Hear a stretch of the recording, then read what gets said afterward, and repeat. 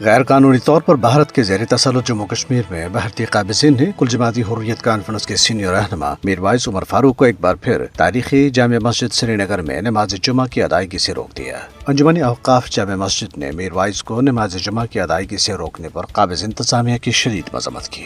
دوسری طرف ہندی قابضین نے ایک بار پھر جماعت اسلامی مقبوضہ جموں کشمیر کے ترجمان ایڈوکیٹ زاہد علی کو پلوامہ میں ان کی رہائش گاہ سے گرفتار کر لیا۔ انہیں 4 سال سے زائد عرصے تک قید میں رہنے کے بعد چند روز قبل ہی جموں کی کٹھوا جیل سے ضمانت پر رہا کیا گیا تھا۔ ایڈوکیٹ زاہد علی کو پہلی بار مارچ 2019 میں گرفتار کیا گیا تھا۔ اس سے ایک ہفتہ قبل بھارتی وزارت داخلہ نے جماعت اسلامی پر کشمیریوں کے حق خود ارادیت کی حمایت کرنے پر پابندی عائد کر دی تھی۔ اپریل 2020 میں زاہد علی کو چند ماہ کے لیے رہا کرنے کے بعد قابض حکام نے اسی سال جون میں انہیں دوبارہ گرفتار کر کے بعد ازاں ان پر کالا قانون پبلک سیفٹی ایکٹ لاگو کر دیا تھا۔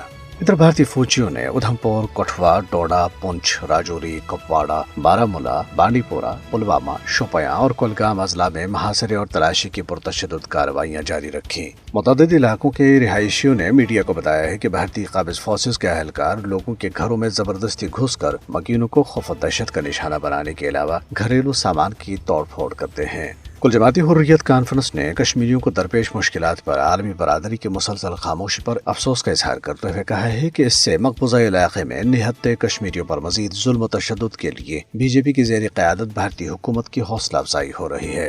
حریت کانفرنس کے ترجمان ایڈوکیٹ عبدالرشید منہاس نے سری نگر میں جاری ایک بیان میں تنازع کشمیر کو انصاف کے بین الاقوامی طور پر تسلیم شدہ اصولوں کے مطابق حل کرنے پر زور دیا۔ انہوں نے خبردار کیا ہے کہ بھارتی وحشانہ اقدامات سے مقبوضہ علاقے کی صورتحال مزید ابتر ہوگی۔ ترجمان نے کہا ہے کہ کشمیری اپنے بنیادی حقوق کی منظم پامالیوں کے باوجود اپنی پرامن جدوجہد آزادی جاری رکھے ہوئے ہیں۔ انہوں نے مزید کہا ہے کہ کشمیریوں کے پاس بھارتی تسلط سے آزادی کے لیے جدوجہد جاری رکھنے کے سوا کوئی چارہ نہیں ہے۔